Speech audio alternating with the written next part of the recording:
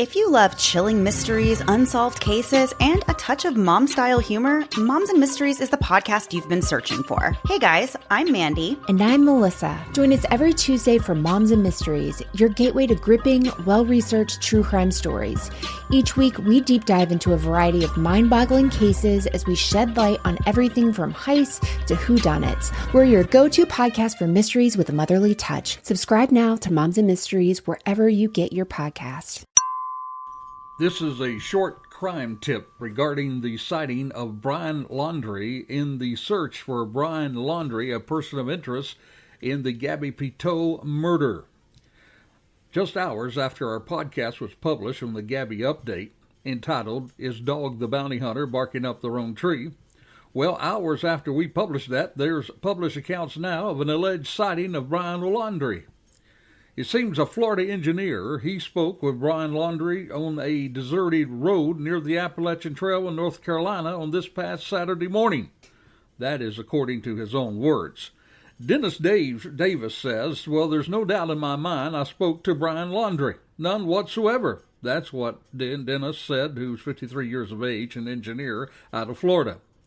He said that Dog the Bounty Hunter sent him an audio file of Brian's voice, and he reported it was the same voice that he heard.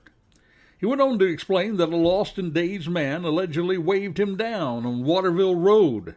That's where the Appalachian Trail runs nearby the border of North Carolina and Tennessee.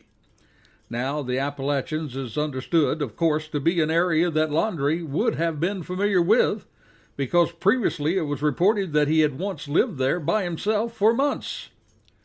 Well, the man believed to be Laundrie, according to Davis, pulled his car up alongside Davis to ask for directions to California, only using back roads. He refused Davis's suggestion to take nearby Interstate 40.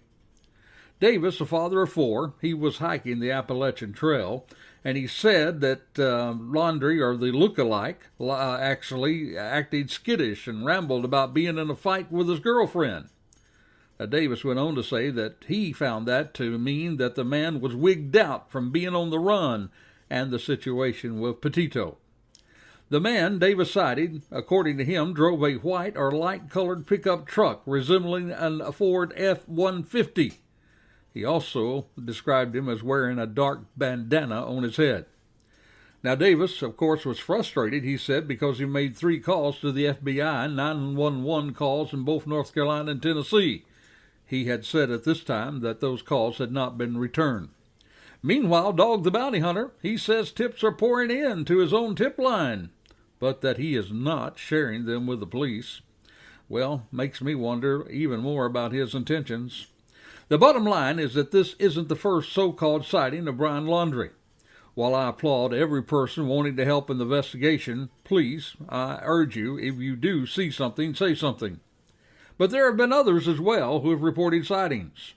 In New Bern Police, this is in North Carolina, they investigated a tip earlier that Brian Laundrie was seen in the city. WITN reports that New Bern Police Captain David Daniels said a tip was called in, but it did not check out. Now, there will be more so-called sightings as well that may or may not be Brian Laundrie. These tips are vital and need to be checked out and shared with cops. But all things being equal, I'm still with the cops on where he most likely is. And you can get the answer to that on our latest Charlie episode. Latest Charlie episode just released. Is Dog the Bounty Hunter barking up the wrong tree? This has been a Charlie Crime Buster tip on the search for Brian Laundrie.